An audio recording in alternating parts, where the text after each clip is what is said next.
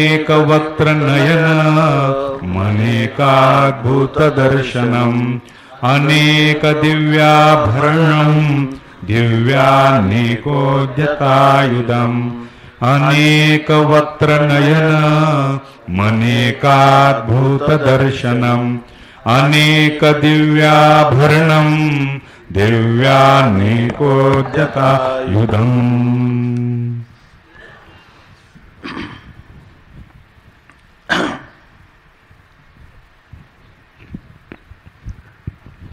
भगवान परमात्म्याच्या असीम अनुकंपेने अर्जुनाचा लढिवाळपणाची जी विज्ञापना आहे की मला विश्वरूपाचं दर्शन व्हावं, माझी योग्यता अधिकार असेल तर मला हे दिव्य चक्षुच्या द्वारा हे दर्शन व्हावं, अथवा अधिकार नसेल तसं मला स्पष्ट सांगावं। पण अर्जुनावर असणारं नितांत प्रेम, त्या प्रेमभरात भगवान लगेच त्याला सांगतात, पश्चिमे पार्थरूपानी शतोशोत सहस्रशः नानाविधानी दिव्यानी नानावर्णाकृतीनी च। मला भगवान म्हणतात, माझी ह्या विश्वरूपातली अनेक प्रकारची रूपं तो आता पहा। पण अर्जुनाचं प्रश्नार्थक मुद्रा जशीची तशी दिसल्यानंतर भगवंताच्या ध्यानी आलं की अर्जुनाला हे दिसत नाही। याचं कारण त्याला हा चर्मचक्षुणी न दिसण्याचा विषय तो मी चर्मचक्षुच्या द्वारा पाहावा अशी एक प्रकारची योजना झालेली आहे, दिव्य दृष्टी दिलेली नाही। म्हणून भगवान म्हणतात, दिव्यम ददामि ते चक्षुः पश्चिमे योगमेश्वरम। आता तुला मी दिव्य दृष्टी देतो। माझा या ठिकाणी योगेश्वरत्वाचं म्हणजे योगात संबंधाने असणारा शक्त्याधिक्य किंवा शक्ती अतिशय तो आता या ठिकाणी पहा। आणि म्हणून माऊली याचं वर्णन करतात की प्रथम स्वरूप समाधान पावोनी ठेला अर्जुन सवेची उघडिले लोचन तव विश्वरूप देखे। अर्जुनाला भगवान परमात्म्याने प्रथम जे स्वरूप समाधान म्हणजे आपल्या आत्मस्वरूपाची शांती म्हणजे निर्गुण निर्विकार असणारं ब्रह्म ते आपला प्रत्येक आत्मा आहे म्हणजे मीच ब्रह्म आहे हा जो बोध आहे, या बोधावर पहिल्यांदा अर्जुनाला स्थिर केलं। आणि त्यानंतर जर म्हणजे स्वामी महाराज सांगायचे की जर ज्ञानवान पुरुष आहे गेला तर समाधीत जातो आणि आला तर स्वप्नात येतो, ऐकी नाही दोन। तर अर्जुनाला जेव्हा एक निर्विकल्प समाधी किंवा निर्विकल्प बोध प्राप्त करून दिला ते स्वरूपाचं समाधान आहे। कारण अंतकरणाची वृत्ती केवळ अधिष्ठानात लीन करणं हा परमपुरुषार्थ नाही, तर अंतकरणाची वृत्ती आपल्या आत्मस्वरूपात बाधित करणं हे परमपुरुषार्थ आहे। ते खरं स्वरूप समाधान आहे, ते त्या अर्जुनाला दिलं। पण त्या स्वरूप समाधानामुळे तो काय झाला, शांत झाला, पावनी ठेला, शांत झाला अर्जुन। पण ज्या वेळेला आपण कालच पाहिलं की अंतःकरण आणि आत्मा यांचा आध्यासिक तादात्म्य संबंध आहे।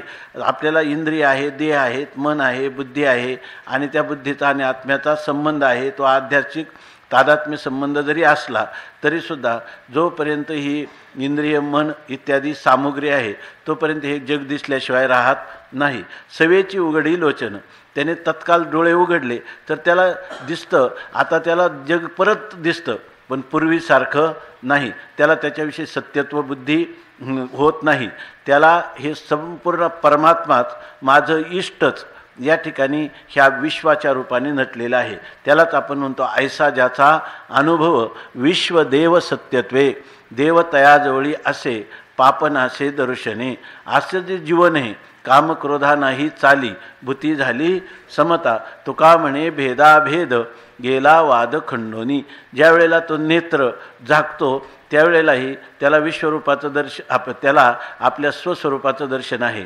आणि ज्या वेळेला तो नेत्र उघडतो त्याच वेळेला ते स्वस्वरूपच तो या ठिकाणी विश्वरूपाने पाहत असतो। पण त्याला आता कोणत्याही प्रकारचा भेदभ्रांती राहिलेली नाही। अशा स्थितीमध्ये तो काय नांतम न मध्यम न बहिस्मरंतः कौपीनवंतः खलु भाग्यवंता, त्याला आत बाहेर प्रमात्र उपही चैतन्य, प्रमाण उपही चैतन्य आणि प्रमेय उपही चैतन्य, ह्या चैतन्यावर प्रमाता, प्रमाण आणि प्रमेय ही त्रिपुटी भासमान असून तिन्हींचंही असणारा अधिष्ठान चैतन्य एक रूप आहे. अशा प्रकारची दिव्य अनुभूती भगवत कृपेने अर्जुनाला प्राप्त झालेली आहे. परंतु ज्ञानोत्तर आपण म्हणतो ज्ञान झाल्यानंतरही असाधारण इच्छा राहू शकतात, साधारण इच्छा निवृत्त होतात. अज्ञान जे आहे ते अज्ञान निवृत्त होतं, त्यामुळं त्या ठिकाणी त्याची साधारण इच्छा जी आहे की मला परमानंदाची प्राप्ती व्हावी आणि दुःखाची आत्यंतिक निवृत्ती व्हावी. भगवत कृपेने, गुरुकृपेने जेव्हा आपल्या अंतःकरणाचीही कृपा होते, शास्त्राचीही कृपा होते आणि ज्या वेळेला निस्संदेह विपरीत भावनेने रहित आणि संशयाने रहित असं जो आत्मबोध आहे, त्या आत्मबोधामध्ये त्याला सर्वत्र परमात्म्याचीच अनुभूती येते. म्हणजे त्याला एकमेवाद्वितीय असणारं चैतन्य, ते चैतन्य अनुभूत होतं. तरीसुद्धा हे म्हणजे मी ज्ञानस्वरूप असणारा नित्यमुक्त असा मी आहे असं कळल्यामुळं त्याला साधारण इच्छा जी आहे की मी आनंदरूप, मला परमानंदाची प्राप्ती करायची, ते परमानंदरूप मीच आहे, त्यामुळं परमानंदाची इच्छा मावळते. ज्या दुःखाची निवृत्ती करायची ते दुःख माझ्या स्वरूपाच्या ठिकाणी त्रैकालिक अत्यंताभाव स्वरूप आहे. अर्थात दुःखाची निवृत्ती करायची नाही, तरीसुद्धा त्या पुरुषाला या ठिकाणी ज्ञानोत्तर जीवनामध्ये साधारण इच्छा निवृत्त होऊ नये, असाधारण इच्छा होऊ शकतात. स्वामी महाराज नेहमी उदाहरण सांगायचे की माऊलींना इच्छा झाली की सगळ्या भावंडांना सांगितलं त्यांनी, की विशेषतः मुक्ताबाईंना, की मला आज मांडे खाण्याची इच्छा झालेली आहे. मग याचा अर्थ मांडे खाण्याची इच्छा झाली म्हणजे कोणती इच्छा राहू शकते? साधारण इच्छा राहू शकते. या ठिकाणी ती इच्छा जी असते ती भर्जित बीजाप्रमाणे असते. ती फक्त आपल्याला सुखदुःखाचा भोग देण्यासाठी तिची प्रवृत्ती असते. त्याच्या अतिरिक्त भाजलेलं बीज जसं आहे ते खाण्याच्या उपयोगाचं आहे, त्याच्यापासून अंकुर उत्पन्न होत नाही. तसं यांच्या जीवनात ज्ञानीपुरुषाच्या जीवनात उत्पन्न झालेल्या ज्या इच्छा आहेत, तर त्या इच्छा भर्जित बीजाप्रमाणे फक्त त्या फलाचा भोग देण्याला समर्थ असतात. ते काही दुसरा जन्म देण्याला समर्थ होऊ शकत नाही, क्रियाकारी होऊ शकत नाही. अशा प्रकारची स्थिती आहे. त्याप्रमाणे अर्जुनाला या ठिकाणी एक इच्छा राहिलेली आहे आणि तो म्हणतो की मला हे विश्वरूप पाहायला मिळावं. तर हीच दोही डोळा पाहावे विश्वरूपा सकळा, ह्या दोन्हीच डोळ्यांनी मला ह्या संपूर्ण विश्वाचं स्वरूप म्हणजे विश्वरूपाने तुझं दर्शन मला मिळावं असं त्याला वाटलं. तर तो श्रीकृष्णे 16 ऐसा पुरविला. तर तो श्रीकृष्ण परमात्म्याने ऐसा 16 पुरवला. अशा प्रकारचं त्याचा जो 16 म्हणजे इच्छेचा 16, म्हणजे तुका म्हणे आम्ही जे जे इच्छा करू ते ते कल्पतरू पुरविता. या न्यायाने अर्जुनाचा जे 16 म्हणजे त्याची इच्छा होती, त्या इच्छिलेल्या पदार्थाची पूर्तता करून देण्याचं परमात्म्याने ठरवलं आणि त्याला तो 16 दाखवला. पण कसा? ऐसा, अशा प्रकारचा दाखवला. आता तो त्याला जे विश्वरूप दर्शन झालं ते असं म्हणजे कशा प्रकारचं झालं ते इथून पुढं आता वर्णन करतात. आता फक्त त्याला विश्वरूपाचा 16 कसा आहे ते अर्जुन जो पाहतो त्याचं वर्णन आता इथून पुढं सुरू होणार आहे. आता जवळजवळ आपल्याला ह्याविषयी काही फार तात्विक चिंतन करावं अशा प्रकारचे आपलीही मती नाही किंवा त्याच्यामध्ये गती नाही. त्यामुळं आज साधारणपणे जो विश्वरूप अर्जुन पाहत आहे तर ते आपण भावचक्षुनी आता इथून पुढं समजून घ्यायचं. आणि भावचक्षुनी अर्जुन जसा इच्छेचा 16 या ठिकाणी भोगत आहे, त्याप्रमाणे आपण जणू काही आपणच विश्वरूप पाहत आहोत अशा प्रकारचं आता विश्वरूप पाहायचं. तरच आपल्याला, नाहीतर याच्यामध्ये फारसा काही रस येणार नाही याच्यामध्ये. तर आता जे काही भगवान परमात्म्याच्या अनुग्रहाने अर्जुन जे विश्वरूप पाहत आहे त्याचं वर्णन प्रारंभ झालेलं आहे. अनेक वक्त्रनयन मनेकाद्भुत दर्शनम दिव्याभरणम अनेक वक्त्रनयन मनेकाद्भुत दर्शनम अनेक भरणम दिव्यानेकायुधम एक वक्त्रनयन मनेकाद्भुत दर्शनम अनेक दिव्याभरणम दिव्यानेकोद्यतायुधम. अनेक वक्त्र नयनम अनेक अद्भुत दर्शनम अनेक दिव्याभरणम दिव्यानेकोद्यतायुधम.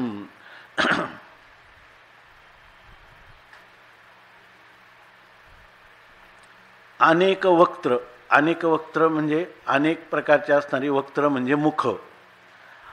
नयन, अनेक नयन, भगवंताला असणारे अनेक प्रकारचे नेत्र. अनेक अद्भुत दर्शनम आणि अनेक प्रकारची असणारी अद्भुत दर्शन. अद्भुत दर्शनम, अनेक प्रकारची मुख, अनेक प्रकारचे नयन म्हणजे नेत्र, अनेक अद्भुत दर्शनम, अनेक प्रकारचे अद्भुत म्हणजे आश्चर्यकारक किंवा चमत्कृतीपूर्ण अशी असणारी दृश्य. अशी दृश्य. अनेक दिव्याभरणम आणि अनेक असणारे दिव्य म्हणजे अलौकिक, लौकिकातले अलंकार नाही, अलौकिक दिव्य अशा प्रकारचे आभरणं म्हणजे अशा प्रकारचे अनेक प्रकारचे अलंकार. दिव्य अनेक उद्यतायुधम आणि दिव्य म्हणजे अनेक इतर असणारी अलौकिक अशी अनेक असणारी उद्यतायुधम, ज्याच्यामध्ये उद्यत म्हणजे सज्ज केलेली आयुध म्हणजे हत्यारं. म्हणजे भगवंताच्या हातात अनेक प्रकारची दिव्य अशी हत्यारं, ते उद्यत झालेलं आहे म्हणजे सज्ज झालेलं आहे. कशाने तर आयुधम, उद्यत आयुधम, अनेक आयुधांनी हत्यारांनी शस्त्रांनी सज्ज झालेले अशा प्रकारचे भगवंताचं स्वरूप या ठिकाणी अर्जुन पाहता झाला. मग तेथ सैंग देखे वदने तेथ रमानायकाची राजभवने नाना प्रगटली निधाने लावण्य श्रेयची. मग नंतर भगवंताने दिव्य चक्षु दिल्यानंतर तेथ सैंग वदने देखे, त्या ठिकाणी सैंग म्हणजे अनेक प्रकारची पुष्कळ अशी वदनं मुख त्यांनी पाहिली. ती मुख जर पाहिली त्याला उपमा देतात, जैशी रमानायकाची राजधानी. जसं रमा म्हणजे लक्ष्मी, रमानायक म्हणजे लक्ष्मीपती असणारा भगवान परमात्मा भगवान श्री विष्णू, त्याची राजभुवने म्हणजे त्याचे असणारे राजमहाल किंवा राजमंदिरं. या ठिकाणी जसं काय परमात्मा श्री विष्णूची असणारी जी राजमंदिर आहेत ती राजमंदिरं म्हणजे भगवंताचे मुख, म्हणजे भगवंताची अनेक असणारे मुख म्हणजे एक एक मुख म्हणजे भगवंताचं जणू काही राजमहाल आहे अशी ती मुख होती. नाना प्रगटली निधाने लावण्य श्रेयची. नाना अथवा त्या मुखांना जर उपमा द्यायची झाली तर लावण्य श्रेयची निधाने प्रगटली. लावण्य श्री म्हणजे लावण्य संपत्ती, सौंदर्य संपत्ती, सौंदर्यरूपी श्री म्हणजे संपत्तीचा जणू काही निधाने प्रगटली, जणू काही त्याचं निधान म्हणजे खाणी किंवा भांडारच या ठिकाणी प्रगट झालेला आहे. म्हणजे ती मुख इतकी सौंदर्यपूर्ण होती की जणू काही सौंदर्यरूपी लक्ष्मीची ती भांडारच उघडलेली आहेत अशी ती भगवंताची दिव्य अलौकिक मुख अर्जुनाने पाहिली. की आनंदाची वने साशिन्नली जैशी सौंदर्या राणीव जोडली तैशी मनोहरे देखिली हरीची वक्त्रे तेणे. की म्हणजे अथवा आनंदाची वने साशिन्नली, आनंदाची वन जी आहे ना तशी वन चैत्र ऋतूमध्ये पाना फुलांनी बहरून येतात तशा प्रकारची ती मुख म्हणजे जणू काय आनंदाचं वनच त्या ठिकाणी बहरून आलेलं आहे किंवा भराला आलेला आहे, त्या वनाचा विकास झालेला आहे अशी ती मुख. किंवा जैशी किंवा ज्याप्रमाणे सौंदर्या राणीव जोडिली, किंवा एखादं इतकं सौंदर्य, मुळातच सौंदर्य पण त्या सौंदर्याला राणीव म्हणजे राज्यपद प्राप्त झालं. म्हणजे असं जगात सौंदर्याचं राज्यपद प्राप्त होणं म्हणजे त्या सौंदर्याला अमाप अशा प्रकारचं सौंदर्य त्याला प्राप्त झालं. म्हणजे सौंदर्याचं राज्य जणू काही त्या सौंदर्याला प्राप्त झालं. इतकं श्रेष्ठ, राजा जसा सर्वात श्रेष्ठ आहे तसं त्या मुखाचं सौंदर्य सर्वात अधिक श्रेष्ठ होतं. त्याच्यासारखं सौंदर्यपूर्ण दुसरं काहीच नाही. तैशी त्याप्रमाणे हरीची मनोहरे वक्त्रे तेने देखिली. श्रीहरी परमात्म्याची मनोहरे म्हणजे मनाला हरण करणारी अशा प्रकारची वक्त्र म्हणजे मुख त्या अर्जुनाने भगवंताची पाहिली. तया माझी एकैके सावियाची भयानके काळ रात्रीची कटके ओठावली जैसी. आता ही दिव्य मनोहर अशीच मुख आपण दररोजच चिंतन करतो की ह्या विश्वरूप दर्शनामध्ये केवळ सत्वगुणाचं असणारं, आनंद देणारं, सुख देणारं, ज्ञान देणारं असंच स्वरूप नाही याच्यामध्ये. कारण ही स्वरूप आहे सत्वगुणाची.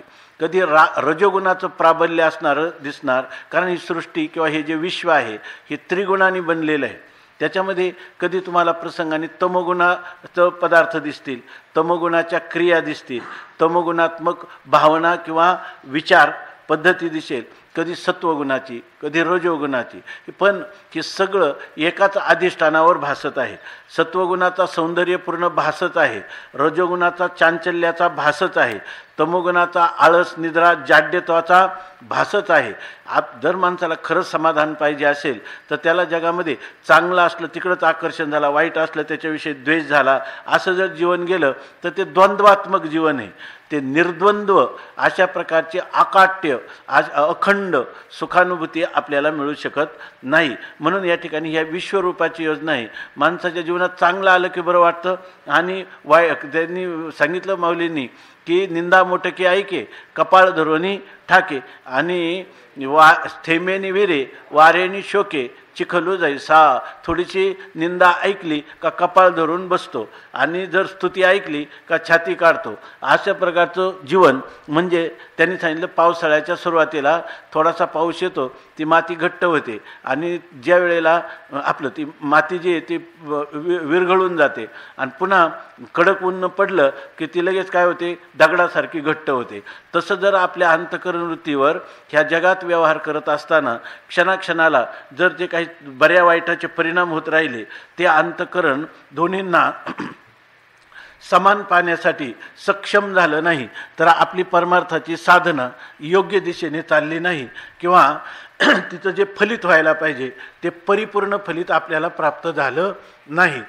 म्हणून माऊली या ठिकाणी सांगतात, आनंदाने मनोहर असणारी अशी जी मुख आहेत त्याचं वर्णन केलं, आणि लगेच सांगतात तया ही माझी एकैके.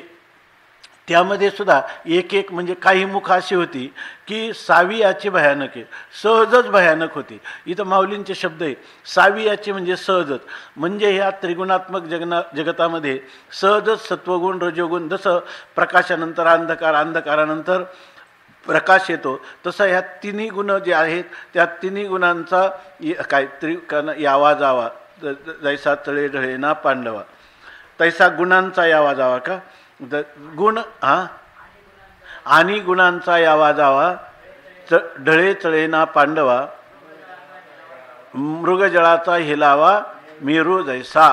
मेरू पर्वत असतो, आणि त्या मेरू पर्वतावर जर तिथं मृगजळ ते केवढे मोठे पूर आले तर त्या ठिकाणी तो मेरू पर्वत हलतो का? नाही. तसं आपलं मूलभूत जे स्वरूप आहे आत्मा आपण आत्मा आहोत, आणि त्या आत्म्याला ह्या मिथ्या असणारे स्वप्नातली सुखदुःख आहेत, जागं झाल्यावर आपण कधी त्याचा विचार करतो का?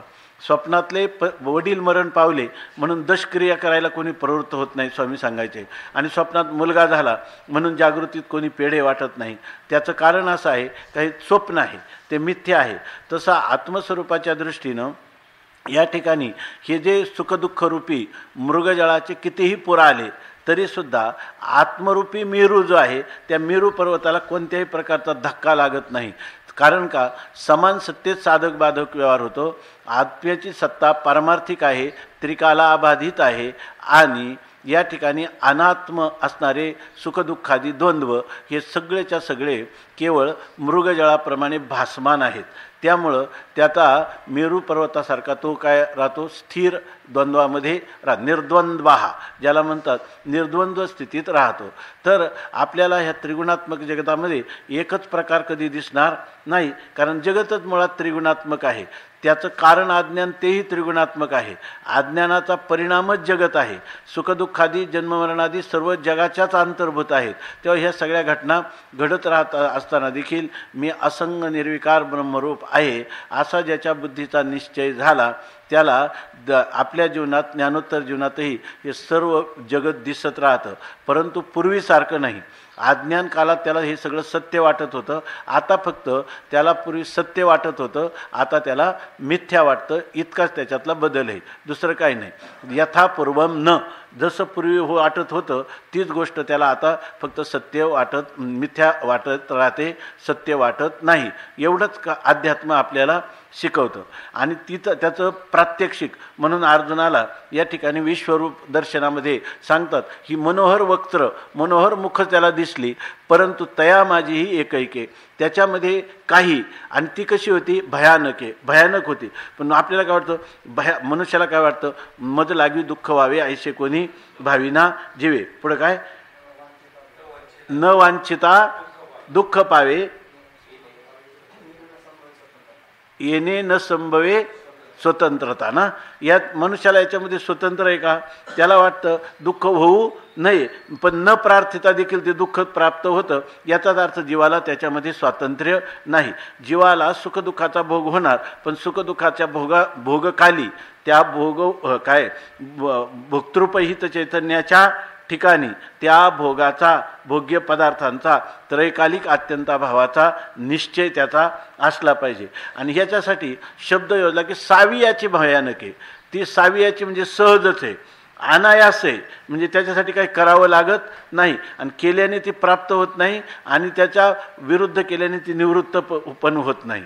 त्याचा अर्थ असा आहे की त्याच्याविषयी फक्त समजूत बदलण्याचा आपला अधिकार आहे. आपण त्याला मिथ्या ठरवतो. ती सुखदुःख म्हणतात, तू आम्हाला किती मिथ्या म्हण, आम्ही तुला सुखदुःख, माया सांगते मी तुला दुःख दिल्याशिवाय राहणार नाही, सुखदुःखाच्या रूपाने तुला भोग दिल्याशिवाय राहणार नाही. आणि तो काय म्हणतो, तू मला किती सुखदुःखाचा भोग दे, पण मी तुला सत्य म्हणणार नाही. असं दोघांचं त्यांचं सारखं युद्ध चालू आहे. आणि त्या युद्धामध्ये हा किती दुःख दिले तर तिला मिथ्याच म्हणत राहतो. ते म्हणजे माझा याच्यावर काहीच परिणाम होत नाही, मी याला सोडूनच जाते. वास्तविक जीवाला सुखदुःख भोग देण्याच्या बाबतीत माया जवळजवळ पातिव्रत्याचं काम करते. ते अण्णा सांगायचे, चांडोळे अण्णा, की पतिव्रता स्त्री जरी पती कसाही असला, कुष्ठरोगी असला, कसाही असला तरी त्याला सोडत नाही, आणि पतीच्या मता अनुसरवणी पतिव्रता असं सर्व करत असते. पण जीवनमुक्तीच्या संबंधाने असं म्हटलेलं आहे, जर एखादा पुरुष कायमच जर त्या ठिकाणी त्या जीवनमुक्तीरूपी स्त्रीला जर मारत राहिला म्हणजे जीवनमुक्तीच्या विलक्षण सुखभोगार्थ जे काम क्रोधादी दोष यांचा परित्याग न करता मी ज्ञानी आहे अशा अहंकारात राहिला, तर शेवटी कंटाळून ती जीवनमुक्तीसुद्धा त्याला सोडून देते. तसं इथं माया जी आहे ती सारखी सुखदुःख देते, परंतु सुखदुःख देताना ज्या वेळेला हा तिला मिथ्या म्हणतो त्यावेळेला आपला प्रभावच काही नाही, तर याच्याजवळ राहून उपयोग काय. त्यावेळेला तुका म्हणे माया आणि होय दासी लागे पाया, अशा प्रकारची त्याची स्थिती प्राप्त होते. आपलं चिंतन याच्यासाठी चाललं की सावियाची भयानक आहे. हे सहजच ही भयानक स्वरूप असतात. आपल्याला काय वाटतं, अनुकूल अशा प्रकारचं सुख आपल्याला अनुकूल वाटतं, आणि दुःख काय वाटतं, नको वाटतं. परंतु ज्याप्रमाणे आपल्याला प्रयत्न न करता देखील दुःख येतं की नाही, त्याप्रमाणे प्रयत्न न करता सुख पण प्राप्त होईल. पण मनुष्याला ही गोष्ट जी आहे ती व्यवस्थित समजावून घेत नाही. जीवनात ज्या अर्थी आपल्याला सुख आपल्याला भोगावं लागलं ना, सुखाचं विरुद्ध कोण आहे, दुःख. सुख भोगलं की ज्याला सुख भोगावं लागलं त्याला दुःखाचं भोग हा अपरिहार्य आहे. ज्याला दुःख भोगावं लागलं त्याला त्याच्यानंतर सुखाचा भोग अपरिहार्य आहे. माऊलींनी सांगितलं, आपलं नाथ महाराजांनी सांगितलं, सुखदुःखाचे ढग आहेत. हे चिदाकाशामध्ये जसे ढग येतात आणि जातात, तसं चिदात्म्याच्या ठिकाणी ह्या सुखदुःखाचे फक्त काय होतं, भास होत राहतो. पण हा भास एकदा कळल्यानंतर मनुष्याला त्याच्याबद्दल काही वाटत नाही. जरी केवढे स्वप्नातून जागा झालेला मनुष्याला काय वाटतं का पुन्हा, तो कधी स्वप्नातलं दुःखाचा विचार करतो का सुखाचा विचार करतो. खरं जर बारकाईनं पाहिलं, आपण एक दिवस विचार केला होता की मनुष्य जीवनातले जेवढे प्रयत्न रात्रंदिवस जी धावपळ चालू आहे ती कशासाठी चालू आहे, दुःखाच्या निवृत्तीसाठी आणि आनंदाच्या सुखाच्या प्राप्तीसाठी. पण मुळात ते सुखाची प्राप्ती करायची म्हटलं, आणि ते सुख कोणतं पाहिजे, कायमचं सुख पाहिजे. आणि दुःख गेलं ते कसं गेलं पाहिजे, ते दुःख कायमचं गेलं पाहिजे. आणि ते पुन्हा स्वप्नात देखील आलं येता कामा नाही अशी आपली मागणी. आणि ह्याच्या मागणीच्या पूर्तीसाठी आपले किती काही जन्म गेले पण दुःख काय कधी ज्या ते आता शरीर आलं तर हे सुद्धा काय सगळं जीवन शरीर धारण केलं की याच्यामध्ये सुख पण येणार आणि दुःख पण येणार.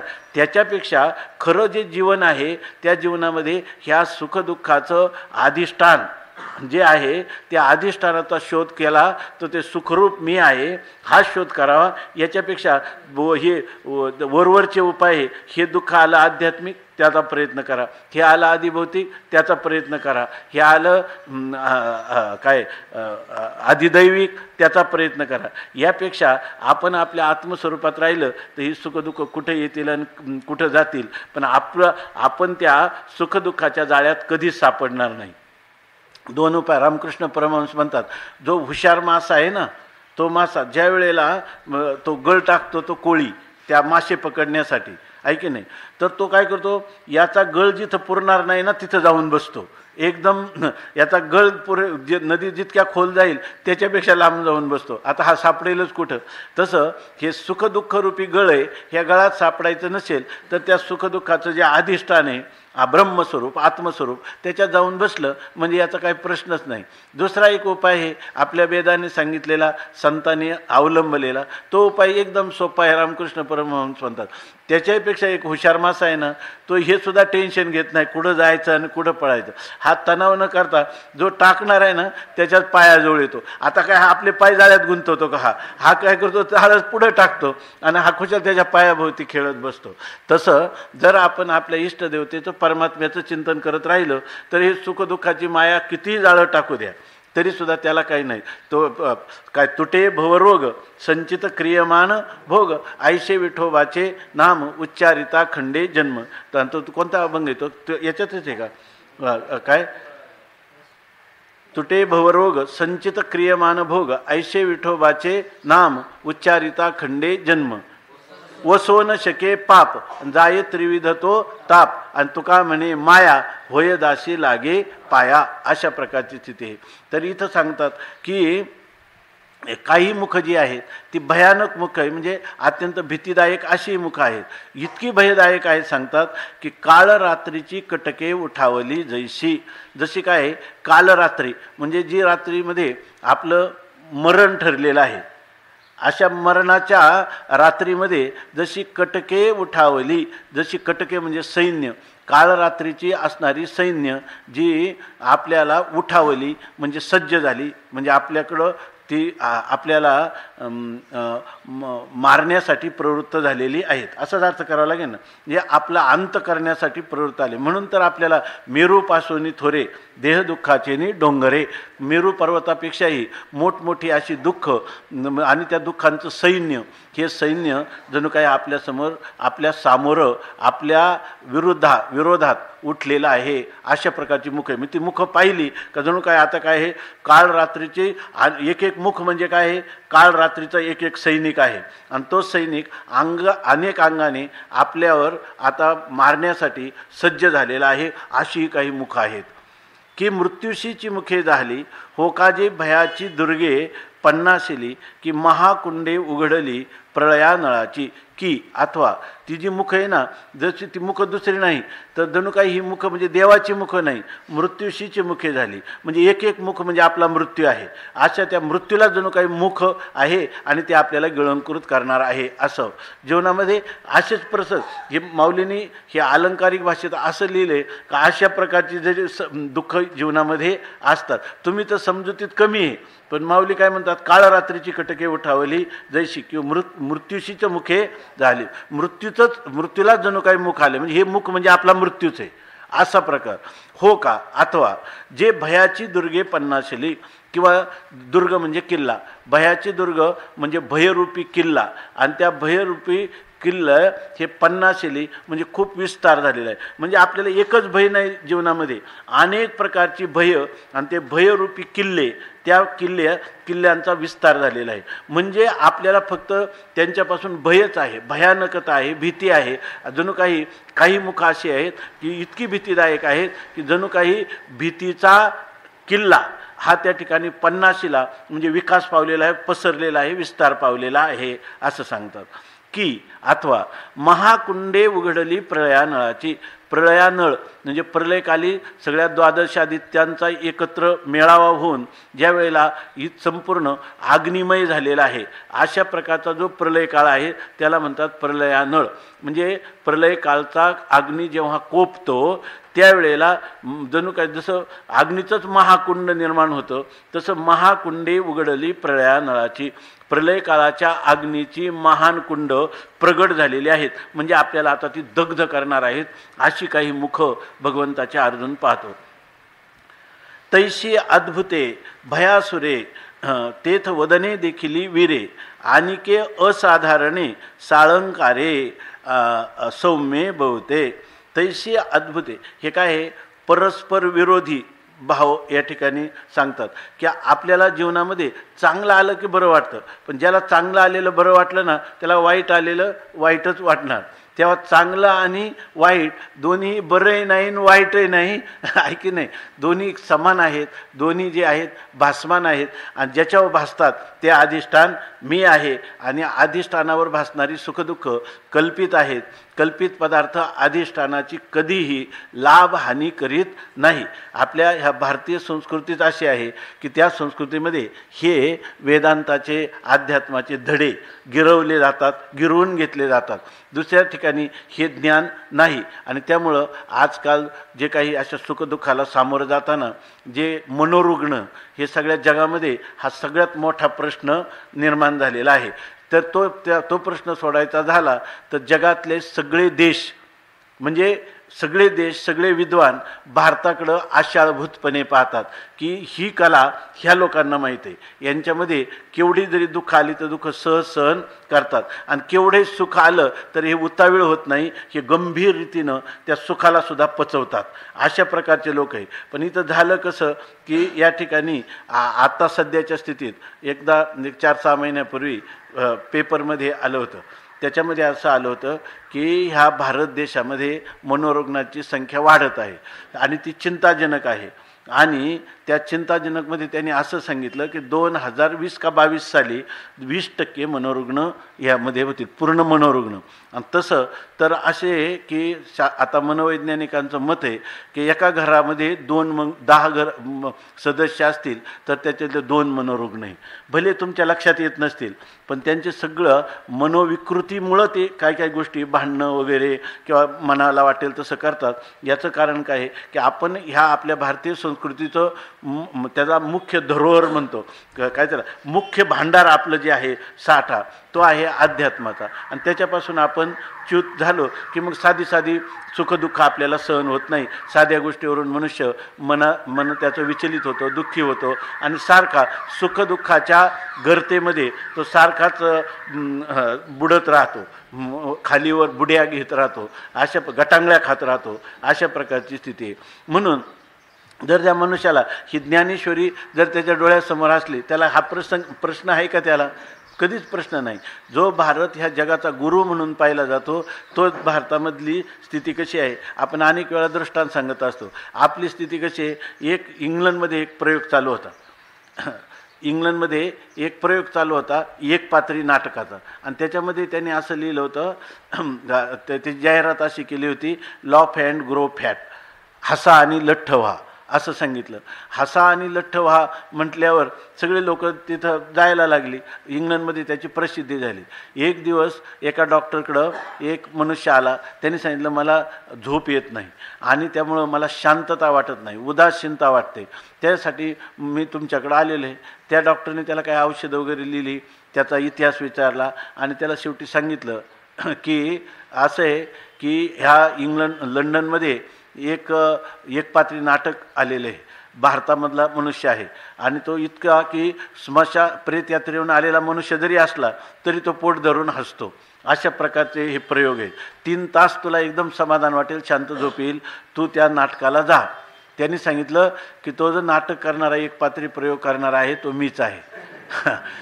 तशी ही भारताची स्थिती आहे की आता आपण सगळ्या जगाला शिकवायचं मनातल्या सुखदुःखाचं काय स्वरूप आहे, आत्म्याचं काय स्वरूप आहे, सुखदुःख का प्राप्त होतात, आपल्या कर्माचं फल काय आहे, हे सगळं आपल्याला माहीत आहे. पण आपण सगळं शिकतो, पैसे मिळवण्यासाठी वेगवेगळ्या कला शिकतो, पण मुख्य कला जी आहे ती अध्यात्मविद्या विद्यानाम. बाकीच्या ज्या विद्या आहेत त्या फक्त दुपारच्या जेवणाची व्यवस्था करणारी आहेत, परंतु ही अंतकालची भ्रांती दूर करणारी अशी ही अध्यात्मविद्या आहे. म्हणून हे जर विश्वरूप दर्शनाकडं आपण ह्या रीतीनं जर पाहिलं तर आपल्या जीवनात पुष्कळ धडा घ्यायला मिळतो. यात पुष्कळ, नाहीतर अर्जुनाने विश्वरूप पाहिलं आपल्या काय उपयोगाचं आहे? आपण नुसतं त्याचं वर्णनच करीत बसायचं आणि पंक्ती लावत बसायचं, आहे की नाही? पण अर्जुन जे विश्वरूप पाहतो ते विश्वरूप त्यालाच आहे का आपल्यालाही दररोज तेच आहे की नाही? बरं म्हणा भगवंताची त्याच्यावर कृपा झाली, मग आपल्याला त्याची कृपेशिवाय हे होणार नाही. करून घ्या ना. त्यांनी कसं भगवंताशी ज्या प्रकाराने नातं जोडलं, त्याला तर नुसता त्याची इच्छा झाल्याबरोबर भगवंत पाहाच म्हटला. आपल्याला थोडा टाईम लागेल पण पाहता येईल ना. जीवासाठीही विश्वरूप दर्शन करता येईल. म्हणून त्याचं वर्णन केलं. हे आता त्याचं वर्णन कसं करतात? तैशी अद्भुते भयासुरे तेथ वदने देखिली वीरे आणिके असाधारणे साळंकारे सौम्ये बहुते. तैशी त्याप्रमाणे अद्भुते आश्चर्यकारक, किंवा हे असं जगात कधी पाहिलं नाही आश्चर्यकारक. मला स्वप्न पडलं आणि मी काय झालं की एक साप पाठीमागे लागला म्हणून मी पळायला लागलो. तो काय आठवते नाही, विहीर होती. मी त्या विहिरीमध्ये खोल विहिरीत उडी मारली तर त्यावेळेला तो साप खाली उतरला आणि त्यांनी सगळ्या विहिरीला एक वेढा नाही मारला, 2 वेढे मारले. म्हणजे मला बाहेर निघायला कुठूनच जागा नाही. मी म्हणलं एवढा मोठा सर्प तर कुठं नसतो. 2 भाव झाले. कोणते? एक भयानक म्हणजे त्याची भीती वाटली आणि दुसरं आश्चर्य वाटलं, एवढा कसा काय, एवढा मोठा साप कसा विहिरीत असणं शक्य आहे? तसं इथं काय अद्भुते आणि भयासुरे म्हणजे भयानक पण आहेत आणि आश्चर्यकारक पण आहेत. म्हणजे दोन्ही रस आहे ना याच्या ठिकाणी. कोणता रस? अद्भुत रस,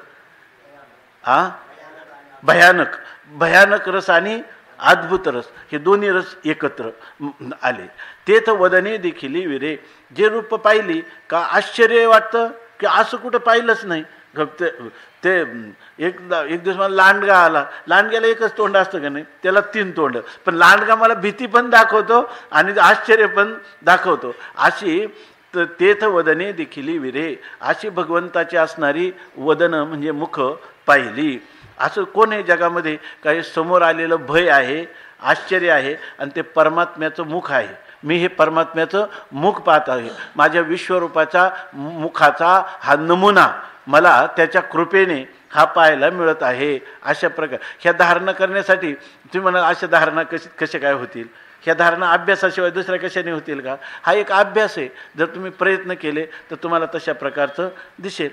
आणिके असाधारणे साळंकारे, आणखी काही होते ना असाधारण म्हणजे असामान्य, अशा प्रकारची साळंकारे अलंकाराने युक्त, अशा प्रकारची काही मुख होती की अनेक प्रकारच्या, आणि ते अलंकार सामान्य नव्हते तर असाधारण असामान्य अशा अलंकाराने युक्त. आणि पुन्हा बहुते सौम्य, आणि पुष्कळ मुखसुद्धा काय होती? सौम्यसुद्धा होती, म्हणजे शांत स्वभावाची होती. त्यांच्याकडे पाहिलं की शांतता वाटेल. पै ज्ञानदृष्टीचेने अवलोके परी वदनांचा शेवट न टके. मग लोचन ते कवतिके लागला पाहो. आणि मग ते म्हणतात की इथं ज्ञानदृष्टीचेने अवलोके. इथं ज्ञानदृष्टी म्हणजे कोणती? दिव्यदृष्टी. दिव्यदृष्टी म्हणजे कोणती? विश्वरूपाला पाहण्याची दिव्यदृष्टी ही भगवत कृपेने त्याला मिळालेली होती. त्या दिव्यदृष्टीनं जरी तो अवलोके पाहत होता, पण दिव्यदृष्टीला देखील वदनांचा शेवटू न टके.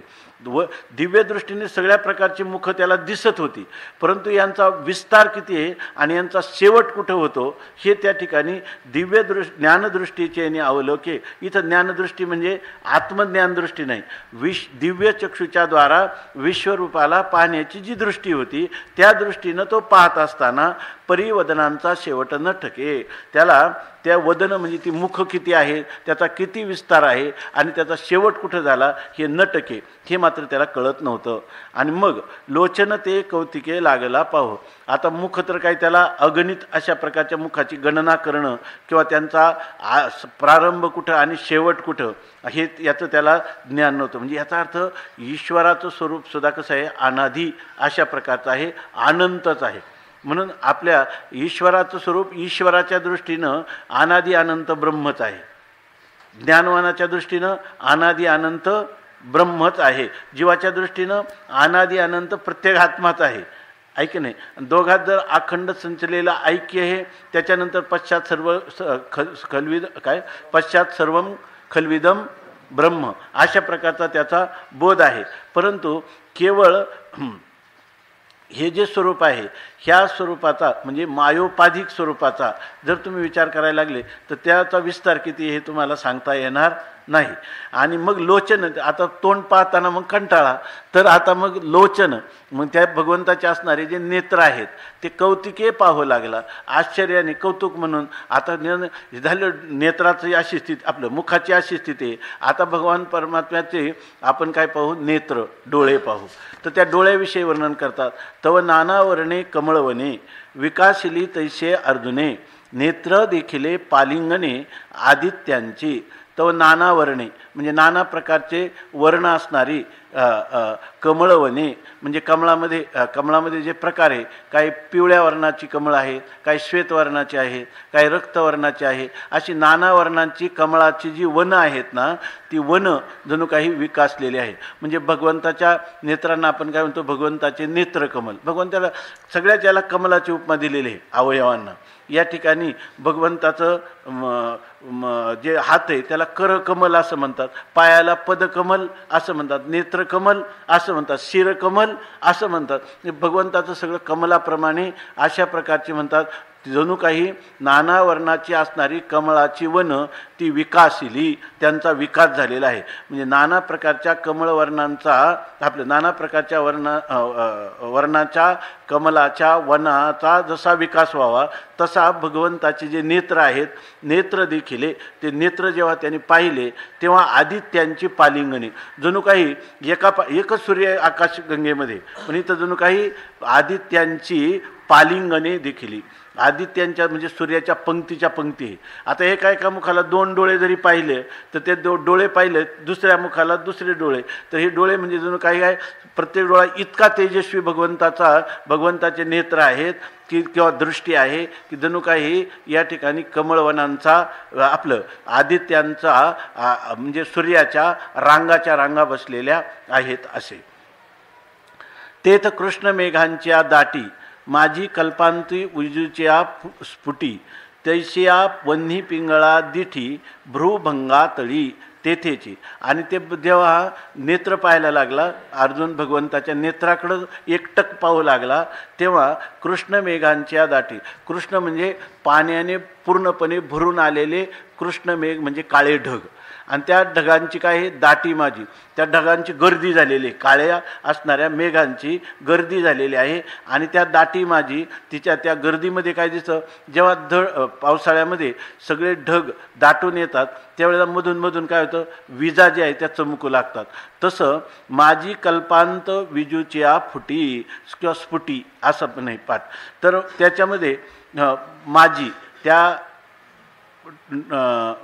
कृष्ण मेघांच्या दाटीमध्ये जसं कल्पांताच्या वेळेला विजूची या फुटी म्हणजे ज्या वेळेला मेघ आपलं काय म्हणतो जलप्रलय होतो त्यावेळेला हे सगळे मेघ आकाशामध्ये दाटून येतात आणि मुसळधार अशा प्रकारचा हत्तीच्या सोंडेसारखा पाऊस पडतो. आणि त्यावेळेला कल्पांत व्हायचा असतो. त्या कल्पांत वेळेला विजूंची या फुटी, त्या ठिकाणी विजा जे आहेत त्या विजा ज्याप्रमाणे त्यांचा विस्तार होतो किंवा विजा चमकतात त्याप्रमाणे तैशिया, त्याचप्रमाणे वन्ही पिंगळा दिठी, वन्ही पिंगळा म्हणजे अग्नीसारखी असणारी पिंगळादिठी म्हणजे पिंगट वर्णाची अशी असणारी अग्नीसारखी जी दृष्टी आहे ती कुठं दिसत होती? भ्रूभंगातळी. भ्रू म्हणजे भुवया आणि भ्रूभंग म्हणजे भुवया उचलणं किंवा भुवया उचलल्यासारखा करणं. असं जेव्हा परमात्म्याचं परमात्म्याने आपल्या भुवया उंचावलेल्या आहेत, त्याच्या तळी म्हणजे त्याच्या खाली त्या परमात्म्याची त्या भुवयाच्या मध्यभागी असणारी जी दृष्टी आहे ती वन्ही पिंगळा म्हणजे त्या ठिकाणी अग्नीसारखी पिंगळ वर्णाची अशा प्रकारची दिसत होती. हे एकैक आश्चर्य पाहता ते एकेच रूपी पंडुसुता दर्शनाची अनेकता प्रतिफळली. हे एकैक आश्चर्य पाहता हे एक एक असं आश्चर्य अर्जुन पाहत होता. मुखाचं पाहिलं, आता दृष्टीचं नेत्रांचं पाहिलं, तर हे सगळं कोण होतं? ते एकेच रूपी पंडुसुता. ते कोणतं दिसत होतं? परमात्मा एकटाच आहे आणि त्या एकट्याच्या रूपामध्ये हे अशा प्रकारचं आश्चर्य, अद्भुतता, चमत्कार अर्जुन पाहत होता. आणि ते म्हणतात दर्शनाची अनेकता प्रतिफळली. आणि त्याला काय पाहिजे होतं? तुझं विश्वरूप पहा. म्हणजे एकच असणारा परमात्मा तोच विश्वरूपाने नटलेला आहे. त्याचीच प्रतिज्ञा आहे विष्टभ्यहमिदं कृष्ण मेकांशेन स्थितो जगत. माझ्याच एका अंशाने संपूर्ण जग व्याप्त आहे, इतका मी व्यापक आहे. तर मग त्या एकटाच व्यापक असणाऱ्या परमात्म्याची दर्शनाची अनेकता, त्याला अनेक रूपाने दर्शन द्यावं हे प्रतिफळली. अर्जुनाची इच्छा फलीभूत झाली. म्हणजे अर्जुनाला हे विश्वरूप सहज पाहण्याचा योग आला. मग म्हणे आता मग पाहिलं, डोळे पाहिले, नंतर मुख पाहिले, आता मग म्हणे चरण ते कवणीकडे. मग तो म्हणतो आता भगवंताचं चरण म्हणजे विश्वरूपाचं चरण, पाय कुठं आहेत? चरण ते कवणीकडे, भगवंताचे चरण कुठं आहेत? केवते मुकुट, भगवंताचे मुकुट कुठे आहेत? के दोरदंडे, दोरदंडे म्हणजे त्याच्या असणारे जे बाहू आहेत, तर ते बाहू कुठं आहेत? बाहुदंड कुठे आहेत? आयशी वाढविता हे कोडे चाड देखावयाची, आयशी कोडे देखावयाची चाड वाढे. असं कौतुकाने परमात्म्याला देखावयाचं म्हणजे पाहण्याची चाड वाढे, म्हणजे त्याची इच्छा आणखीनच वाढत राहिली की भगवंताचे पाय पाहावे, त्याचे मुकुट पाहावे, त्याचं मस्तक पाहावं. अशा प्रकारची इच्छा जी आहे ती चाड म्हणजे इच्छा, ती वाढे म्हणजे वृद्धिंगत होऊ लागली. ते तर आता माऊली वर्णन करतात अर्जुनाची इच्छा वाढली, पण जीवाच्या ज्या इच्छा आहेत त्या काय सगळ्या पूर्ण होतात का? जीवाची इच्छा, माणसाला काय, कोणाला वाटत नाही श्रीमंत व्हावं, कोणाला वाटत नाही दुःख संबंध रहित व्हावं, कोणाला वाटत नाही जगात सर्वात मोठं घर आपलंच असावं, आहे की नाही? आपणच जगाचं आधिपत्य असावं. मग होतं का प्राणी मात्रांना? याचं कारण असं आहे, जीव हा मायेच्या परतंत्र आहे आणि परमात्मा हा काय आहे? परमात्म्याच्या अधीन माया आहे. परमात्मा हा स्वतंत्र आहे. म्हणून जीवाला परमात्म्याला शरणागत होण्यावाचून दुसरा विलाज नाही. कारण जीव हा मायेच्या अधीन आहे आणि परमात्म्याच्या अधीन माया आहे. म्हणून मायेवर जर आपल्या जीवाला प्रभाव करायचा असेल त्याला उपाय एकच आहे, मायाधीश असणाऱ्या परमात्म्याला शरण जाणं. तेच सांगतात. आता अर्जुनाला इच्छा झाली, परंतु अर्जुनाला इच्छा होते आणि आपल्याला इच्छा होते, परंतु अर्जुनाची इच्छा आहे म्हणतात तेच भाग्यनिधी पार्था. तो अर्जुन म्हणजे काय माहिती आहे का? भाग्यनिधी म्हणजे दैवाचं भांडार आहे, भाग्याचं भांडार आहे. म्हणजे अर्जुन हा अतिशय दैवशाली आहे आणि दैवशाली असणाऱ्या पार्थाचा मनोरथ हा विफलत्व होईल. त्यांनी जे मनोरथ केले आणि ते विफल म्हणजे निष्फल झाले, असं होईल काय? माऊली म्हणतात कधीच होणं शक्य नाही. का कसं शक्य होणं नाही? अर्जुन जी इच्छा करेल, भाग्यवान त्याचं भाग्यच इतकं आहे की भगवंत त्याच्या, आपण मागं पाहिलं ना, हा कोपेकी निवांतुस आहे आणि तो ऋषे तरी बुझावितच आहे, नवल पिशे लागले आहे पार्थाचे देवा. त्या पार्थाचं अर्जुनाचं भगवंताला वेडच लागलंय. त्यामुळं त्या भाग्यशाली अर्जुनाला, आणि त्यांनी एखादा मनोरथ केला, मनाने संकल्पना केली आणि ती निष्फळ झाली, असं होईल काय? कधीच होणं शक्य नाही. उदाहरण देतात, काय पिनाक पाणीची आभाता वायकांडी आहाती. ते म्हणतात काय पिनाक पाणीच्या भाता, म्हणजे पिनाक पाणी म्हणजे पिनाक नावाचं पाणी हातात धनुष्य धारण करणारा असा जो भगवान शंकर आहे, त्यांचं नाव आहे पिनाक पाणी. आणि असा भगवान शंकराचा भाता आहे आणि त्या भात्यामध्ये काय ठेवतात? बाण. पण त्या भात्यामधला एक तरी बाण व्यर्थ जाईल काय? कारण त्या पिनाक पाणीच्या भाता वायकांडी, वायकांडी म्हणजे वायबाण म्हणतात त्याला, किंवा व्यर्थ जाणारे बाण. ते व्यर्थ जाणारे बाण त्याच्यात असतील का? वायकांडी म्हणजे पूर्वी ना की विहिरी खोदत होते, तेव्हा हे मशिनरी नव्हते, यंत्र. तर त्यावेळेला जो तो सुरुंग घ्यायचा, त्या सुरुंगात दारू भरायची, त्याची वात पुढं काढायची, त्याला एक दोरी जोडायची आणि त्याला साबरीचं कांड आहे ना ते, ते त्याच्यामध्ये त्या दोरी टाकायचं, ते पेटून द्यायचं. मग हळूहळू ते व्हायचं. ते ती वात पेट घेतली का सुरुंग उडायचा, ते दगडं फुटायची. अशी पूर्वी होती, त्याला वायकांडी म्हणत होते. आणि आता ते कधी कधी काय व्हायचं, ते दोरी सोडली खाली, ते सोडलं ना, नेमकी वात राहायची बाजूला सगळीकडून, मग ते काय व्हायचं, तो सुरुंग फेल जायचा. मग त्यासाठी पुन्हा पेटवावं लागायचं. असंच होतं ना ते. तर म्हणतात म्हणजे ते काय साबरीच्या किंवा वेळूच्या पोकळ केलेल्या ज्या काही कांडी असतात, तशी शंकराच्या भात्यात काही वायकांडी आहेत का? तसं अर्जुनाच्या भाग्यात निष्फलता आहे का कधी? कधीच नाही. ना तरी चतुराननाचे वाफे चतुराननाचे वाचे, काय आहाती लटकिया अक्षरांचे साचे. म्हणून साध्यंतपणा अपाराचे देखिले तेने. ना तरी अथवा चतुरानन म्हणजे ब्रह्मदेव, आणि त्या ब्रह्मदेवाच्या वाणीत काय लटकिया अक्षराचे साचे हाती, त्याचे लटके अक्षर म्हणजे खोटे अक्षराचे साचे म्हणजे ठसे किंवा शिक्के आहेत का? म्हणजे ब्रह्मदेव बोलला आणि ते खोटं निघलं, असं कधीच होणार नाही. ब्रह्मदेव जे बोलेल ते सत्यच असणार, त्याची वाणी काय आहे? सत्य आहे. मग ब्रह्मदेवाच्या वाणीमध्ये कोणतंही जरी अक्षर निघालं, ते काय लटका, एखादं अक्षर लटका असेल का? मिथ्या खोटं असेल का? असणार नाही. म्हणून साध्यंतपणा अपाराचे देखिले तेने. ते म्हणून म्हणतात की अपाराचे साध्यंतपण तेने देखिले. म्हणून अर्जुनाला वास्तविक आहे, मागं सांगितलं ना, विश्वरूपाचा त्याला कुठं वदनाचा शेवट हे नटक आहे असं पाठीमागं म्हटलं. आणि आता मात्र म्हणतात की या ठिकाणी अपाराचे साध्यंतपण, त्याला काय होतं, अपार असणारा विश्वरूप आणि त्याचं सगळं सुरुवातीपासून शेवट हे पूर्णपणाने विश्वरूपाचं दर्शन आपल्याला व्हावं. मग त्याला पूर्ण दर्शन झालं की नाही? आणि त्याला त्याचा आधी अंत कळला की नाही? विश्वरूपापासून प्रारंभ झाला आणि त्याचा चाललेला सगळा विस्तार त्याला पाहायला मिळाला. तसं आपल्याला सगळ्या विश्वाचा आधी आणि अंत कोणी पाहायला मिळेल का? पण अर्जुनाचं भाग्य इतकं होतं, तेव्हा त्याचा अधिकार इतका होता, किंवा भगवंताची अकारण करुणा किंवा निर्हेतुकी प्रेम इतकं होतं की अपाराचे साध्यांतपण तेने देखील. अपार असणारे हे विश्वरूप, पण त्याचा आधी आणि अंत, त्याचा आरंभ आणि त्या आरंभापासून झालेला विस्तार, हे सर्व त्याला देखील त्याला पाहायला मिळालं. जयाची सोय वेदाना कळे, तयाचे सकळावयव एकाची वेळे, अर्जुनाचे दोन्ही डोळे भोगिते झाले. आता असं आहे की वेद आहे ना, जर बारकाईनं जर पाहिलं तर असं दिसतं आपल्या संत वाङ्मयामध्ये, सगुण स्वरूपाचं सुद्धा वेदाला पूर्णपणे वर्णन करता येत नाही, सगुण साकाराचं. तर सगुण निराकाराचं येईल का? सगुण निराकाराचं नाही तर निर्गुण निराकाराचं येईल का?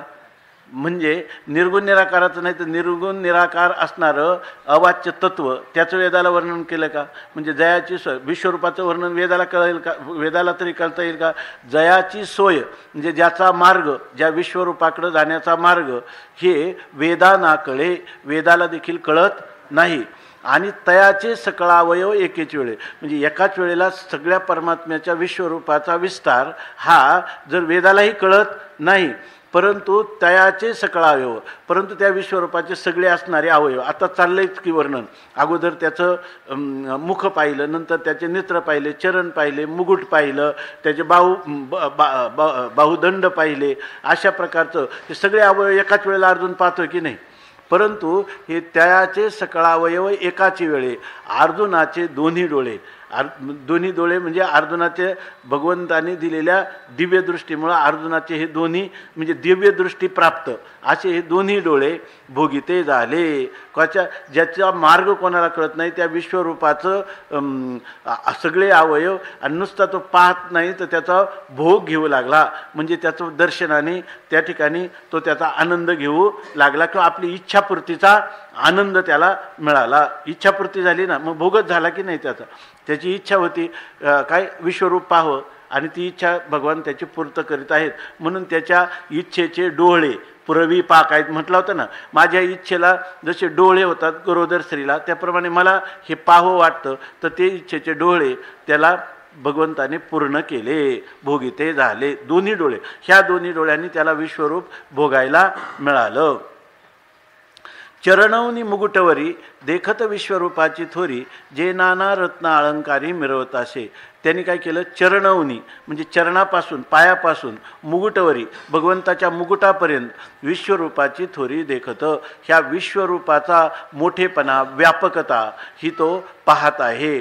की त्या विश्वरूप कसं आहे, जे नाना रत्न अलंकारी मिरवत असे, ज्याच्यामध्ये नाना प्रकारची रत्न आणि अलंकार यांनी ते मिरवत होतं, म्हणजे शोभत होतं. अशा प्रकारचं ते चरणापासून तर मुकुटापर्यंत नाना अलंकारांनी रत्नांनी शोभणारं भगवंताचं विश्वरूप देखत असे तो पाहत होता. परब्रह्म आपुलेनी अंगे ल्यावया झाला आपणची अनेगे, तये लेनी मी सांगे कायसया सारिखी. पहा, याला म्हणजे जे आपण म्हणतो ना, खरंच ज्ञानोबारायांनी हे जे शास्त्र चिंतन आहे ते किती, म्हणजे जसं आपण म्हणतो एक मोठी पेटी, त्या पेटीत लहान कुठंतरी एक डबी, त्या डबीत त्या कपडे, त्याच्यातून एखादा रत्न जसं ठेवावं, आणि ते कसं म्हणजे त्याला कोणाचाही स्पर्श होणार नाही, ते कसं राहणार, सुरक्षित राहणार. त्याप्रमाणे सगळे वेदांत सिद्धांत ज्ञानेश्वरीमध्ये अशा प्रकारचे, ज्याला आपण गुह्य सिद्धांत आहे, ते तितके सुरक्षित ज्ञानोबारायांनी ठेवलेले. कसे बघा, परब्रह्म आपुलेनी अंगे, परमात्मा आपल्या स्वतःच्या अंगाने ल्यावया आपणची झाला अनेगे. आपुलेनी अंगे म्हणजे आपल्याच अंगावर, आपुलेनी अंगे ल्यावया आपल्या अंगात घालण्यासाठी, आपणची अनेगे झाला आपणच अनेक प्रकाराने झाला. म्हणजे आपल्याला अलंकृत करण्यासाठी काय पाहिजे, अलंकार पाहिजे, आणि ते अलंकारही तो कोण झाला, आपणच झाला. आणि मग जर ज्या ठिकाणी आपल्या अंगावर अलंकार धारण करायचे अशी इच्छा निर्माण झाली, आणि ते अलंकार धारण केले, ते वेगळे केले का, ते अलंकारही तोच झाला. विश्वरूपामधले अलंकारही तोच आहे, आणि त्याचं अलंकार ज्या शरीरावर धारण करायचे तेही कोण आहे, तोच परमात्मा झालेला आहे. आणि मग अशा प्रकारची ती अलंकाराचं वर्णन करायचं, तर ती लेणी मी सांगे कायस्यासारखी. तेव्हा ती लेणी म्हणजे ती अलंकार कायस्यासारखी, ती कशासारखे दिसत होते ते अलंकार, हे ती लेणी मी सांगे, ती म्हणजे प्रश्न आक्षेपार्थ घ्यायचं, ती लेणी मी काय सांगे, ती अलंकार मी काय सांगू शकतो, आता सांगू शकत नाही. कारण काय आहे की ज्या वेळेला मिथ्या पदार्थाचा द्रष्टा, बरोबर आहे का महाराज, मिथ्या पदार्थाचा द्रष्टा हाच त्याचं उपादान कारण असतो. अलंकार कोण झालाय, तोच झालाय, आणि घातले कोणी, त्यांनीच. याचाच अर्थ हे विश्वरूप आणि ह्या विश्वरूपाचं ऐश्वर्य, बरोबर आहे ना, हे एकच अधिष्ठान सर्व झालेलं आहे. याचाच अर्थ द्रष्टा हा दृश्याहून काय असतो, नेहमी भिन्न असतो. दृश्य कधी द्रष्टा होत नाही आणि द्रष्टा कधी दृश्य होत नाही. आणि इथं काय झाले, द्रष्टाच दृश्य झाला की नाही, परमात्माच काय झाला, अलंकार झालेला आहे, आणि ते अलंकारही तोच झाला, आणि धारणही कोणी केलं त्याला. जसा स्वप्नाचा द्रष्टा हा त्या स्वप्नस्थ पदार्थाचं उपादान कारण आहे, स्वप्नातले पदार्थ कोण झाला, तोच झाला. काय ओळी ना, स्वप्नीची सेना मी तैसा चेला जो अर्जुना, तो म्हणे स्वप्नीची विचित्र सेना, मीची झालो होतो ना निद्रावशे. ऐक झोपामध्ये. आणि इथं कशामुळं झालं, मायावशे. भगवान जेव्हा होतो तेव्हा मायावशे, आणि जीव होतो तेव्हा अविद्यावशे. एवढाच फरक आहे. पण अविद्या आणि माया ह्या दोन्ही उपाधी काय, दोन्ही उपाधी काय, नाथ महाराजांच्या हरिपाठात एक अभंग आहे, कल्पना अविद्या तेने झाला जीव, मायोपाधी शिव बोली जती. पण जीव शिव दोन्ही हरिरूपी तरंग, सिंधू तो अभंग नेणे हरी. सिंधू होण्याचा अधिकार जीवाला आहे का ईश्वराला आहे? दोघांना आहे. दोघांना आहे का दोघं खरे सिंधुरूपच आहे का जीवाने केलेली त्याच्या ठिकाणी याची कल्पना आहे. मोठे तरंग लहान तरंग ह्या एकाच पाण्याच्या ठिकाणी जीवानी कल्पना केलेली की नाही. म्हणून ईश्वराची माया आणि जीवाची अविद्या, बरोबर ना, या दोन्ही कल्पना कोणी केलेल्या आहे? पण मग माया उपाधी ईश्वराची आहे का जीवाने अविद्येसापेक्ष मायेची कल्पना केलेली आहे? ती कल्पना त्या जीवाने स्वतंत्र केलेली आहे का शास्त्र सुसंस्कृत अंतकरणाने केलेली कल्पना आहे? कारण शास्त्रामध्ये सांगितलं म्हणून शास्त्र सुसंस्कृत अंतकरणाने केलेली कल्पना आहे. जर आपण ह्या ओव्यांचं असं चिंतन केलं तर आपल्याला विश्वरूपाचं दर्शन नित्य आहे की नाही? अर्जुनाला बिचारायला बरेच कष्ट पडलेत, आपल्याला बिना कष्टाचं आहे. फक्त हे जर आपण चांगल्या प्रकाराने समजून घेतलं तर परब्रह्म आपुलेने अंगे ल्यावया झाला आपणच अनेगे ते लेणी मी सांगे कायसायासारखे. त्या लेण्याचं वर्णन कायसायासारखं कशासारखं आहे, काय तुलना करून सांगू? जे प्रभेच्या झळाळा उजाळू चंद्रादित्य मंडळा जे महातेजाचा जिव्हाळा जेने विश्व प्रगटे. जे प्रभेच्या झळाळा, ज्या परमात्म्याचं जे प्रभा आहे, तेज आहे, त्या तेजाचं झळाळ म्हणजे त्याचा चमचम, त्याचा चकचकीतपणा, त्याचा असणारं त्या तेजाचं असणारं जे प्रकाशरूपता ते काय आहे तर उजाळू चंद्रादित्य मंडळा, म्हणजे जणू काही चंद्रमंडळाला उजाळा दिलेला आहे. कोणत्या? चंद्र आदित्य मंडळा, सूर्य किंवा चंद्र यांचा जो समुदाय आहे त्याला जणू काही चकचकीत दिलेली आहे, किंवा त्याला काय म्हणतो आपण, त्याला चकाकी दिलेली आहे, किंवा त्याला मुलामा दिलेला आहे. अशा प्रकारचं म्हणजे परमात्म्याच्या खरी जी प्रभा आहे त्या प्रभेने चंद्र किंवा आदित्य यांचं तेज जे आहे ते, म्हणून त्याचं वर्णन केलं ना, तुझी हे निरळी कोटी चंद्र प्रकाशे कमल नयन कैसे कैल कमल नयन हास्य वदन हसे हालकारे कृष्णा डोलकारे असं वर्णन केलं. जे प्रभेच्या झळाळा, ज्याचं असणारं प्रकाशाचं चकचकीतपणा इतका आहे की सूर्यादित्य मंडळा, चंद्र आणि सूर्यमंडळ यांनाही उजाळा दिल्यासारखं होतं. जे महातेजाचा जिव्हाळा, आणि जे महातेज आहे त्या महान तेज त्याचा काय आहे जिव्हाळा आहे, म्हणजे त्याचं जीवन आहे. म्हणजे हे जे महान तेज आहे ते ज्याच्यापासून काय होतं प्रगट होतं, जेणे विश्व प्रगटे, ज्याच्यापासून हे विश्व प्रगट झालेलं आहे. म्हणजे महातेज स्वरूप जो अग्नी आहे त्या अग्नीचंही तो जीवन आहे, आणि त्याच्यामुळं हे सगळं विश्व प्रगट झालेलं आहे. त्याच्या प्रकाशाने हे सर्व जगत जे आहे ते प्रकाशित झालेलं आहे असं त्याचं वर्णन केलं. तो दिव्य तेज शृंगारू कोणाचे मतीशी होय गोचरू देव आपणेपेची लिहिले आयशे वीर देखत असे. तो दिव्य तेज म्हणजे तो अलौकिक असणारं तेज किंवा प्रकाश, आणि त्या प्रकाशाचा शृंगार म्हणजे त्या प्रकाशाचं सौंदर्य, दिव्य प्रकाशाचं सौंदर्य कोणाचे मतीशी गोचर होय, कोणाच्या बुद्धीला विषय होईल, म्हणजे त्या तेजाला कोणाची बुद्धी जाणू शकेल. अर्थात कोणाची बुद्धी त्या दिव्य तेजाच्या शृंगाराला सौंदर्याला जाणण्याला समर्थ होऊ शकणार नाही. कारण ते का नाही होऊ शकणार? दुसरं कोणी असते जीवाचं अल्पज्ञ अल्पशक्तिमान, तर त्याचं आपण काहीतरी आढावा घेतला असता, त्याचं आकलन केलं असतं. पण देव आपणही पेची लिहिले, परंतु हे दिव्य तेज कोणी धारण केलेले? देवाने स्वतः धारण केलेलं आहे की ते कोणालाही आकलनीय होऊ शकत नाही असं. त्यामुळं आपण पेची लिहिले, आपण स्वतःच त्यांनी ते दिव्य तेज, दिव्य विग्रह, दिव्य मुख, त्याचे अलंकार हे सगळं कोण झालेलं आहे? परमात्माच झालेला आहे. आयशे वीर देखत असे, असा हा अर्जुन वीर या ठिकाणी विश्वरूपाचं दर्शन करत आहे. मग तेथेची ज्ञानाची या डोळा पाहात करपल्लवजवळ सरळा तव तोडीत कल्पांतीची या ज्वाळा तैशी शस्त्रे झळकत देखे. मग तेथेची, मग त्याच ठिकाणी अर्जुन ज्ञानाची या डोळा पाहतं ज्ञानदृष्टीनं. ज्ञानदृष्टी म्हणजे दिव्यदृष्टीनं. दिव्यदृष्टीनं विश्वरूप पाहण्याची जी दिव्यदृष्टी दिली त्या दिव्यदृष्टीने अर्जुन जवळ सरळा करपल्लव पाहतं. आता भगवंताचे काय पाहायला लागला तो करपल, हस्तरूपी असणारे जे काही पल्लव, म्हणजे त्याला काय म्हणतो, कोवळी पानं जशी असतात झाडाची, त्याप्रमाणे परमात्म्याचे असणारे ते कोवळ्या पानाप्रमाणे असणारे हात, आणि ते जेव्हा सरळ रीतीनं पाहतो ते हात, तेव्हा ते हात सरळ हात काय वाटतात त्याला? त्याचे करकमल म्हणजे तोडीत कल्पांतीची आ ज्वाळा, कल्पांतीच्या ज्वाळा म्हणजे ज्यावेळेला अग्निप्रलय होतो त्यावेळेला कल्पांताच्या वेळेला जशा त्या अग्नीच्या ज्वाळा भडकतात, परंतु त्या अग्नीच्या ज्वाळा कल्पांतीच्या ज्वाळा तोडीत.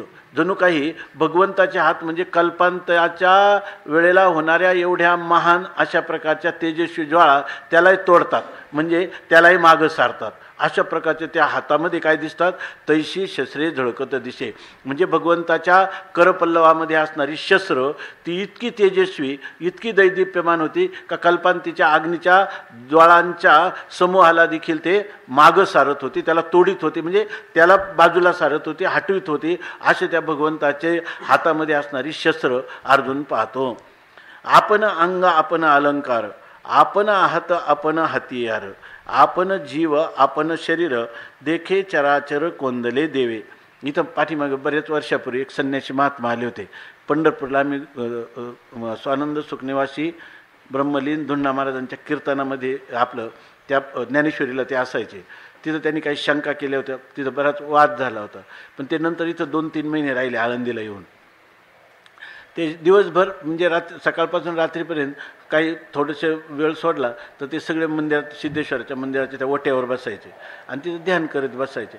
तेव्हा आम्ही त्यांना एकदा विचारलं, तुम्ही नेमकं काय करता? ते म्हणजे सगळं जीवन ध्यानालाच दिलेलं आहे, परंतु आता ध्यान कशाचं करायचं, कोणतं तरी आपल्याला आवडणारं एक इष्ट घ्यावं, जे आवडेल ते त्याचं करावं. मला ह्या ज्या ज्ञानोबरायांच्या 20 ओव्या आहेत ना, ओम नमो जी अध्यापासून पहिल्या 20 ओव्या, ते म्हणे मी त्याचं ध्यान करत असतो. मी गणेशाचं ध्यान करतो आणि गणेशाचं जे रूपक आहे हे जे माऊलीने सांगितलं त्याप्रमाणे करतो. ते म्हणे तुम्हाला वाटलं विभूती पाहायचं तर विभूतीचं ध्यान करा, विश्वरूप पाहायचं तर विश्वरूपाचं ध्यान करा. आम्ही नुसतं ऐकून घेतलं, पण आता हे पाहिलं तर हे पण ध्यानाचा विषय होतं की नाही याचं अशा प्रकाराने सांगितलं. तर ते म्हणायचे की कोणत्याही ज्ञानेश्वरीमध्ये अशी ठिकाणं सांगितली का तुम्ही कुठल्याही इष्टाचं कोणत्याही रूपाने ध्यान घ्या आणि त्याचं तुम्ही ध्यान करा. ते म्हणे मी ध्यान करतो आणि सारखं तिथं तेच करत बसायचं. आणि ते म्हणजे मी फक्त 20 वयावरच माझं सगळं जीवनभर चाललं आहे. आम्हाला गुरूंनी सांगितलं ह्या 20 वयांचं चिंतन करा, ते मी करतो. एवढं ते सांगायचं. ते आपण काय जयाच्या किरण, आपण अंग आपण अलंकार, आपण हात आपण हतियार, आपण जीव आपण शरीर, देखे चराचर कोंदले देवे. आपण अंग, आपलं शरीरही आपणच झाला आणि अलंकार आपण, अलंकारही तोच झाला. हात आपण, हातही कोण झालेला आहे, तोच झाला. हतियार आपण, आणि ती आयुध किंवा हत्यारही परमात्मा झालेला आहे. आपण जीव, आणि जीव कोण झालेला आहे, आपणच झाला. आपण शरीर, शरीरही आपणच झालेलं आहे. आता म्हणजे सगळीकडे कोण आहे, त्यांना असं दिसत नाही देवाचे हात, देवाचे पाय नाही, देवच हात आहे की नाही, असं नाही पाहत का. देवाचे हात नाही, आपणची अलंकार, आपणची शरीर, आणि आपण हात आपण हतियार, आपण जीव आपण शरीर. अशा रीतीनं देखे चराचर कोंदले देवे. अशा प्रकाराने देवाने सगळं चराचर या ठिकाणी कोंदलेलं आहे. कुणीकडे गेलं तर दुसरं काही नाही. काय शे समस्तही श्री वासुदेव, ऐसा प्रतिती रसाचा ओतला भाव, तो ज्ञानियान माझी, जो भक्तान माझी राव, आणि ज्ञानिया तोची. असं आपण जीव आपण शरीर, देखे चराचर कोंदले देवे. जयाचेनी सगळं चराचर, चर आणि आचर सगळं परमात्म्यानेच कोंडलेलं आहे. चर आणि आचर एवढा सुद्धा भेद करायचा नाही. सात्विक राजस तर नाही, पण चर आणि आचर या दोघांची एकच किंमत आहे, म्हणजे सगळं परमात्मा रूपच आहे. जयाच्या किरणाचे निखरपणे, नक्षत्रांचे होती फुटाणे, तेजे खिरडला वन्नी म्हणे समुद्री रिघो. म्हणतात जयाच्या किरणाचे निखरपणे, ज्याच्या किरणांच्या निखरपणाने म्हणजे प्रखरपणामुळं नक्षत्राचे फुटाणे होते. जणू काही नक्षत्राचे फुटाणे होतील म्हणजे नक्षत्रसुद्धा भाजून जातील.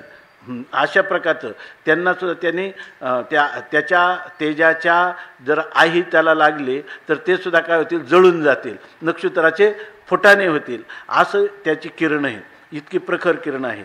आणि तेजे खिरडला वन्नी म्हणे समुद्री रिघो. त्या परमात्म्याचं तेजामुळं वन्नी म्हणजे अग्नी आहे ना, तो अग्नीसुद्धा खिरडला म्हणजे मागं हटला. तो म्हणतो अरे नको बाबा, आपल्याला ह्या किरणांच्या पुढे आपण तग धरू शकत नाही. तो म्हणतो समुद्री रिघो, आता मी समुद्रात प्रवेश करतो.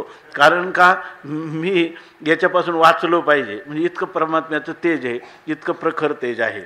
मग काळकुट कल्लोळी कवळिले, नाना महाविजूंचे दांग उमटले, तैसे अपार कर देखिले उद्यता युधी.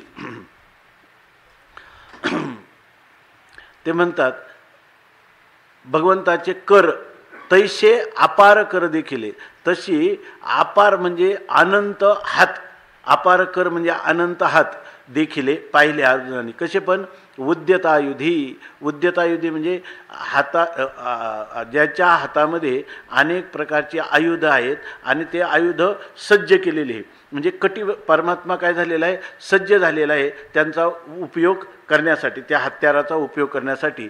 अशी आहेत.